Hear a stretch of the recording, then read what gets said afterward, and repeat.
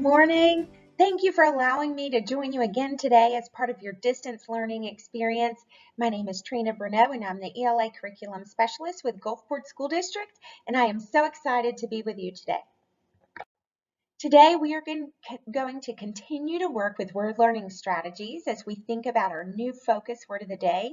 We'll apply those strategies as we read informational text, and we'll look at some ways we can interact with our word throughout the week. Additionally, we are going to explore main idea as we think about the most important point the author is trying to make in the informational text that we read. Today's word of the day, brought to you by Barksdale Reading Institute and Gulfport School District, is puzzle. Let's say our focus word puzzle together 3 times. Ready? Go. Puzzle, puzzle, puzzle. Good job. Now, grab that vocabulary log that you created, the one that has the Frayer model in it. If you haven't made one yet, that's okay. Grab a piece of paper and a pencil, and I would like to ask you to write the word puzzle in your vocabulary log. It's really important that you say the letters aloud as you write them. I'll say them with you. Got your pencil? Great, let's go. Puzzle. P-U-Z-Z-L-E.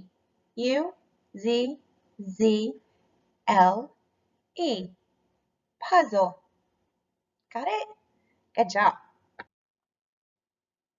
Let's take a look at the picture on our screen. So I want to talk to you a little bit about how this definition for the word puzzle is demonstrated or shown in the picture. So first, let's start by looking at the dictionary definition or denotation of the word puzzle. Puzzle is defined as a toy or problem that you solve by thinking or by arranging letters, words, numbers, or objects. With this definition, it is a noun. So remember, part of speech helps us understand how a word functions in a sentence. A noun names a person, place, thing, or idea. So again, you may have completed a puzzle. You may be working on one now. I know that I have been since I've had a little bit more time at home. And a puzzle comes in a box, right? It has lots of pieces, and I fit those pieces together. That's one kind of puzzle. There are other kinds of puzzles too, because remember, we can have puzzles that arrange other things, like even numbers or letters.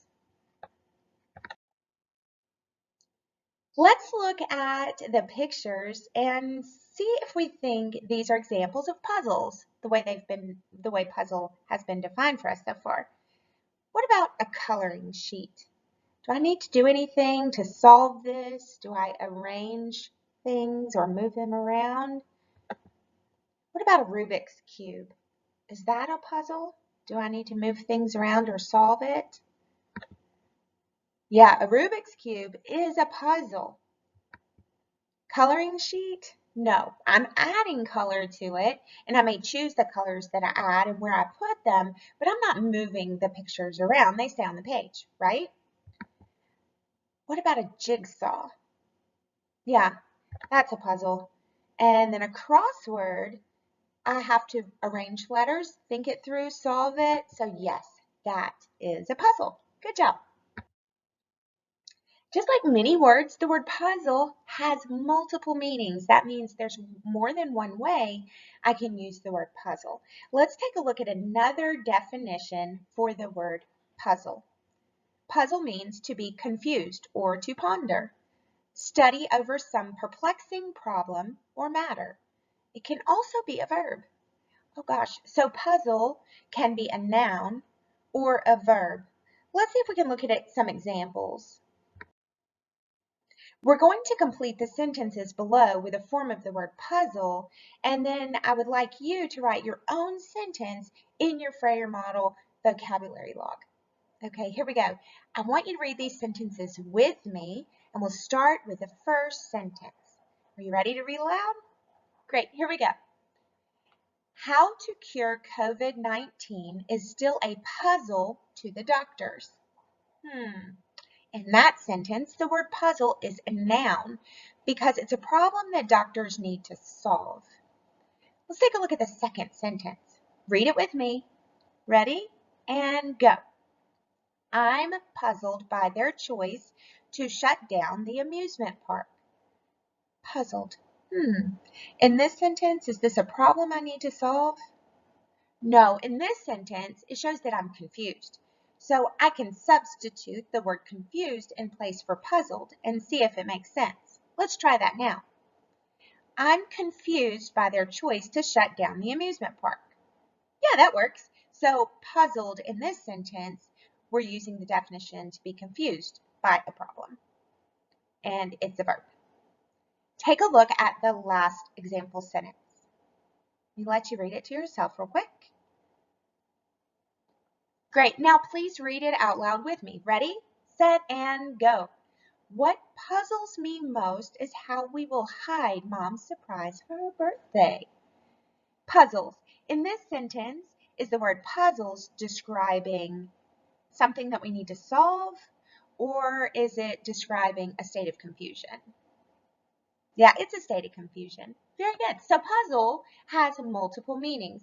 And notice also for the example sentences, we added suffixes to change the tense of the word. Remember, a suffix is a group of letters that could be added to the end of a word that can change its tense, and sometimes even it's part of speech. All right, so let's fill in these first few squares of our Frayer model. So I've written in the definition. I've put those definitions into my own words. You're welcome to copy those down now into your Frayer model.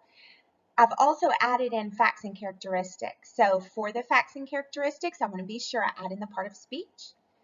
I broke the word down into its syllables, and then I added in the pronunciation. Every time I add a new word, I'm now holding myself responsible for using the word correctly in context. I also want to say the word correctly, and I want to be sure that I understand how to write the word. So now I want to be sure that I spell the word correctly too. Let's take a quick look at a new word learning strategy. This word learning strategy is called shades of meaning. So shades of meaning are synonyms of words that have the same meaning. Synonyms. Good. Synonym starts with S, same starts with S. That helps me remember the synonyms are words with similar meanings. But the intensity of the word can vary. So we call this shades of meaning. For example, the meaning of colossal is more intense than the meaning of big. Let's take a look at some shades of meaning for the word puzzle. So notice in the orange area, the word puzzle is typed in there for us to think about. And from the word puzzle, if I am not as confused, but still a little bit confused, maybe I'm not puzzled, but I'm just amazed. Maybe I'm not amazed, but more confused. I can also make the word puzzle more intense with using the shade of meaning. Take a look at the words perplex, baffle, and flabbergast. Which of those words do you think is more intense to show a state of being puzzled?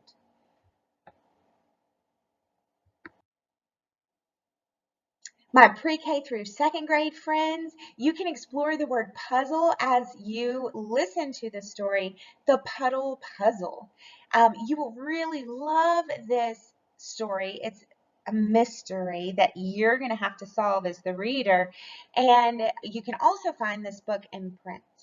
A couple of questions on the book, about the book for you to think about are on your screen. Enjoy that story. I'm sure that you will. My third through fifth grade friends, we're going to read a passage together. Now, if you're not in third through fifth grade, please stay with me. I know that you will enjoy this passage just as much as I did. It's called A Plant Puzzle. And before we read, we want to use our pre-reading strategy. So this is super important for me to tap my prior knowledge. Think about the title, A Plant Puzzle. Well, I already know about puzzle because it's my focus word. And so this is either going to be something that's confusing about plants or maybe something that I need to sort through and arrange about plants. So I'm going to keep that in my mind. Take a look at the picture. What do you notice? I notice lots of different plants. I notice a mountain in the distance. I notice the clouds in the sky. Pretty familiar with those things. So I want to kind of keep that in my mind as I read. Here's my during reading strategy. So I want to establish a purpose for reading. I have two questions I want us to think about. The first one is, what are the 3 puzzle pieces that a plant needs to grow? All right. Secondly, what's the main idea of the highlighted paragraph? Main idea, what's that? Oh yeah, the most important point the author is trying to make. Very good. Thank you for helping me remember. Let's get started. A plant puzzle. Living things like plants, animals, and people need energy to survive and grow. People eat food for energy, but most plants use energy that they get from sunlight.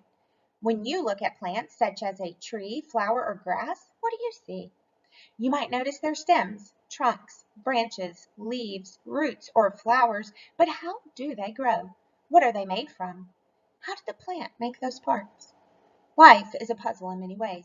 People don't all agree on how life started or why it exists, yet a simple way of thinking about how plants grow is to think of the plant itself as a piece of a larger puzzle.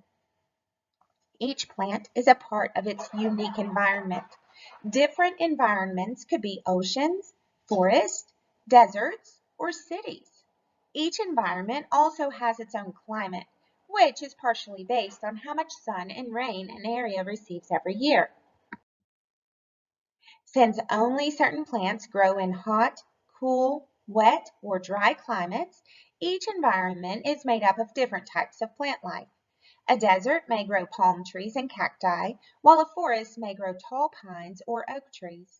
Oh gosh, let's pause here for a second. I see a highlighted paragraph, and remember we had a question, and the question was, what is the main idea of the highlighted paragraph? And you helped me remember that main idea is the most important point that the author is trying to make. Let's reread this paragraph, and as I reread it out loud, you follow along silently, and I want you to keep in mind why did the author include this paragraph? What does the author want me to learn when I read this paragraph? Okay, here we go. Since only certain plants grow in hot, cool, wet, or dry climates, each environment is made up of different types of plant life.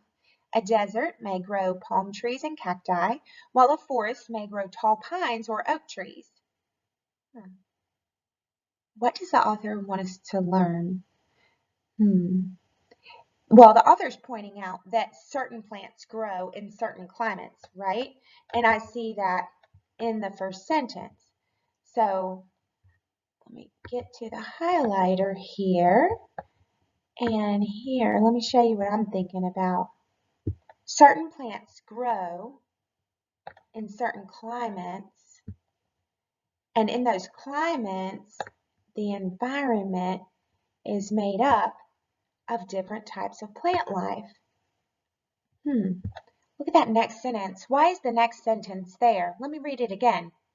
A desert may grow palm trees and cacti, while a forest may grow tall pines or oak trees. What did the author do in that sentence? What is that sentence? Yeah, it's an example of different types of environments and climates and different types of plants that grow there. So I'm thinking that the main idea here is that certain plants grow in certain climates and that the environments are made up of different types of plants. What do you think? All right, well, we'll look at it again at the end. Let's keep reading.